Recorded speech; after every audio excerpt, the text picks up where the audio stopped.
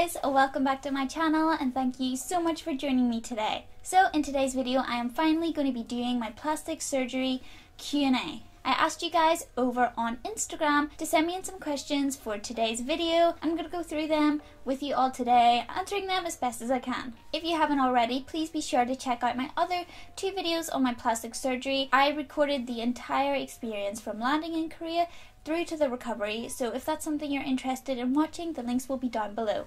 And for anybody that hasn't seen those videos, what I did was a revision rhinoplasty and a breast augmentation. Okay, so let's get started with the Q&A. I hope everything has been going well with your surgery, but my question is, what is the maintenance for your scars, specifically the breast augmentation? Also, how is the pain from the surgery to the recovery process? So as far as my nose goes, the scars are there. You guys can't really see them. There's 2 here on the sides of my nostrils and 1 under here. They're barely noticeable. They're barely even scars. They don't really bother me. I don't even think about them. The only time I kind of notice them is maybe when I'm like putting makeup on. So I don't really notice them. They're not really an issue.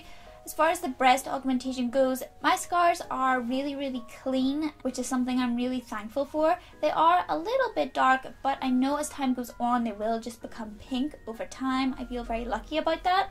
But I do use this cream that I got when I was in Korea. Luke and Anna from Docfinderkorea went and picked this one out specifically for me to help with the scarring. This cream is actually called Domina, and it was recommended to me by my breast augmentation surgeon, Dr. Seul from JW Clinic. Basically, it helps the dark pigmentation that comes with scarring to fade away even faster. So using this basically just speeds up the recovery process and reduces the pigmentation around the scar so that it becomes more light and more pink and less noticeable as soon as possible.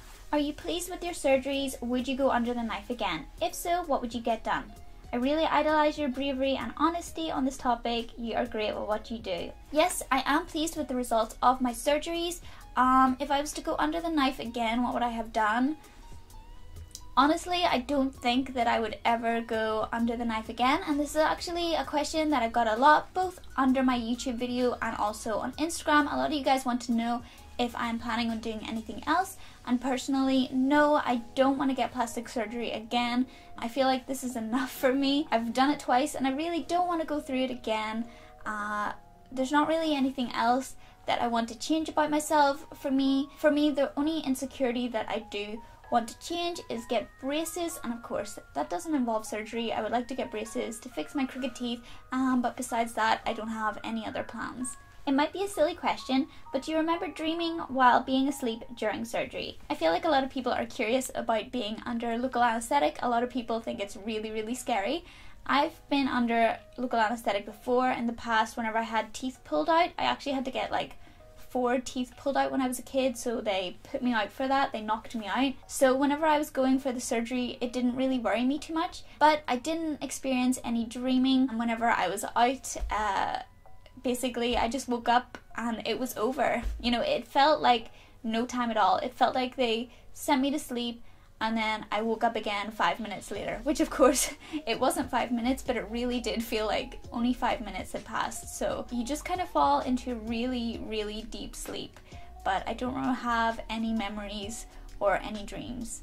I have 2 questions about the surgery relating to the breast augmentation. What treatment or products did you use to heal the scars? And was there a noticeable weight difference you personally felt after the surgery? So as I mentioned before, this is the cream that was recommended to me by my breast surgeon doctor. As for a weight difference, I do not weigh myself. I actually don't even have a scale here in Japan, so I haven't actually weighed myself to see if there is a weight difference because of my boobs now. I'm sure that there probably is some form of weight difference. I'm maybe a little bit heavier now, but my body looks the same, only my boobs look a little bit bigger, so I don't really notice it. If there's any weight change, like, I don't really mind.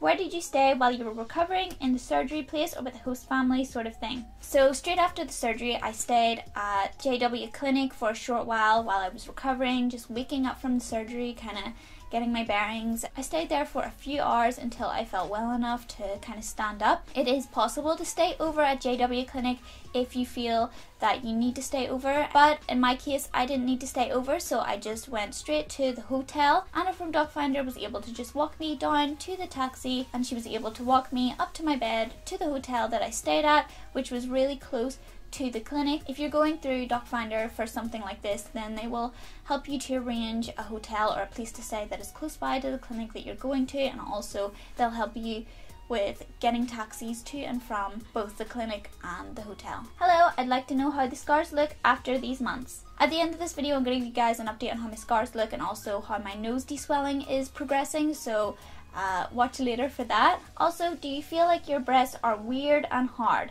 I've been thinking about getting breast augmentation, but I'm scared it might kind of look unnatural and feel weird. When I first got my breasts done, they definitely felt really weird, and not just like outwardly, like they felt weird in my body. They felt weird in myself, and it was really strange. It took maybe about 6 months for them to finally feel normal again, but they have started to feel pretty normal. But yeah, after about the 6-month mark, they've really started to become more malleable, more soft. They don't feel hard at all anymore. In the beginning they did, but now not so much. And I feel like a contributing factor to that is the fact that I had my implants put under the muscle. You can have your implant put over the muscle, between the muscle, or under. I decided to put mine under. Unfortunately, doing it under makes the recovery a little more difficult, a little more painful, but in the end it does provide the most natural feeling and looking results, so that's why I went for under the muscle. But as for now, they don't feel hard and they don't feel weird anymore, so that's good. What other surgeries do you plan on having next, and are you finally satisfied with your nose? As I said earlier, I don't plan on getting any more surgeries. But are you finally satisfied with your nose? It's kind of a heavy question. Sometimes I feel really satisfied with my nose. Most of the time I feel really satisfied with it. But at the same time, I feel like I will never truly be 100% satisfied with it. And that is not because there's anything wrong with it, but mostly because of me and my head. I feel like there might be some kind of dysmorphia going on there. Which is something that I'm starting to look into, and I'm starting to realize that I relate to body dysmorphia quite heavily, especially when it comes to my nose. So from now on, I want to work more on myself and my head, and just trying to tell myself that everything's okay. My nose has definitely improved. I'm so glad that I did my surgeries on my nose. The original nose that I was born with, which I had surgery on back in 2013 or 2014 or something like that, made me really unhappy, and I'm really glad that I had the surgery to get it changed. It improved my life so much. The most recent revision that I got in Korea just really helped to take care of those small details that were annoying me. So if you guys don't already know this, after my first nose job it was great, but then over time a lot of scar tissue formed and ended up kind of ruining it. So that's why I went to Korea and got it changed. Basically I got all the scar tissue that was causing the weird shape removed. So this part of my nose, this little middle part, was hanging low, and it was hanging low because so much scar tissue had formed in there. And also I had a bump on my nose, which was again from scar tissue that had formed. So I went to Korea and I got the scar tissue here removed, and I got the scar tissue on my bridge removed, and now it's like a smooth slope.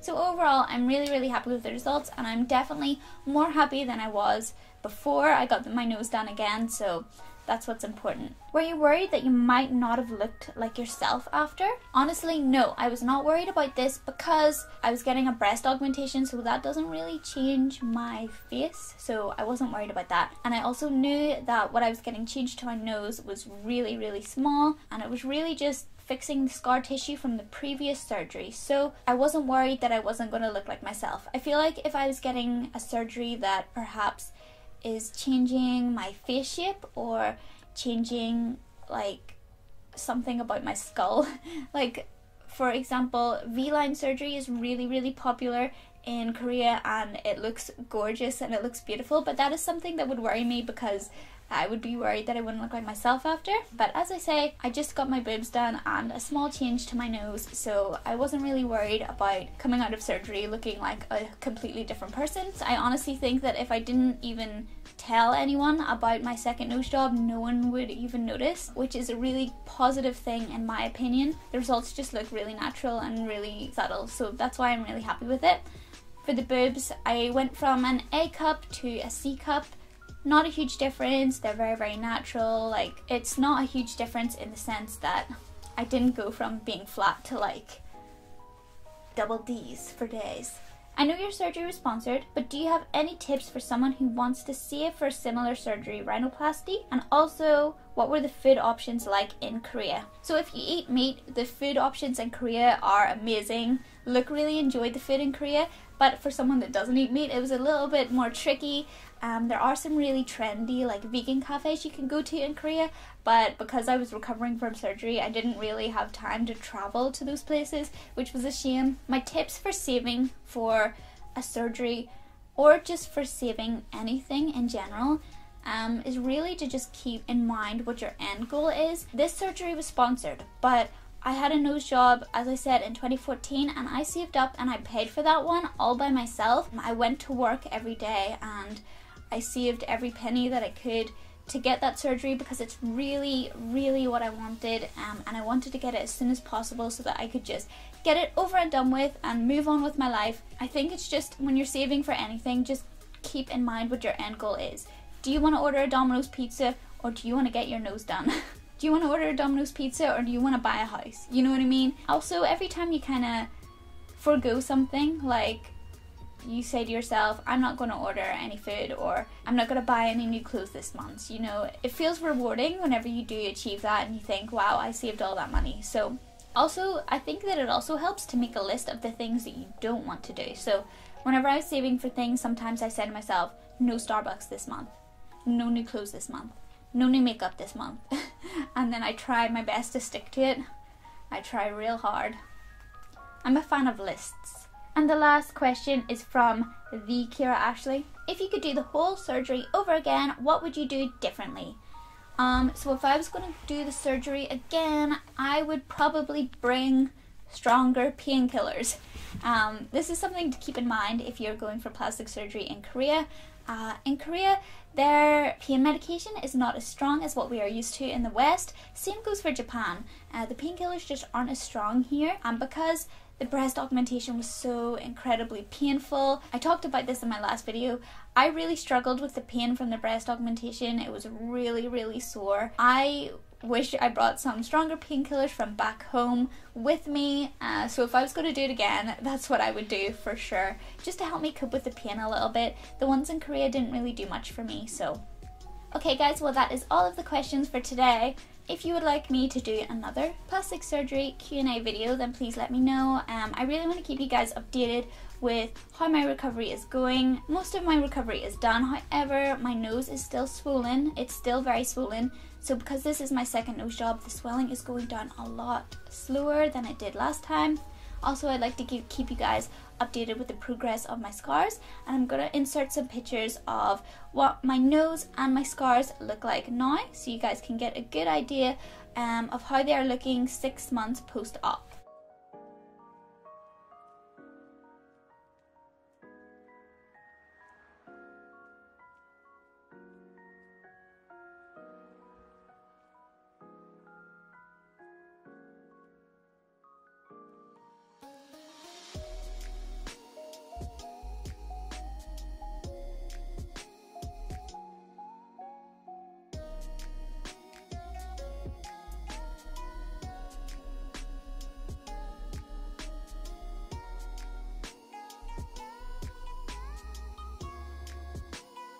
And of course, if you are planning on doing something like this, if you are planning on going to South Korea for plastic surgery, then I really recommend checking out the Docfinderkorea website. Their service is free and they really help to take care of all the nitty-gritty stuff so that you can just focus on recovering, and it's really helpful to have somebody else there for you, especially whenever you're in a foreign country and especially if you're going by yourself. For me, they took care of everything, from getting transported to the airport, the hotel, getting back and forth from the clinic, helping to translate in the clinic. So I really do recommend checking out their service if it's something that you're interested in. Their email address and website will be down below, and of course I want to give a big thank you to JW Clinic as well, which is the clinic that I went to for my surgeries. I mentioned this before in my last videos, but a lot of you are still worried about going over to Korea because of course there is a language barrier. However, in JW Clinic their doctors speak English, most of their doctors speak English, and if there's any point where you or the person that you're communicating with is confused, you have someone from Docfinderkorea with you to help translate. Okay guys, well that is everything for today's Q&A. Thank you so much for watching, and I will see you in my next one. Bye!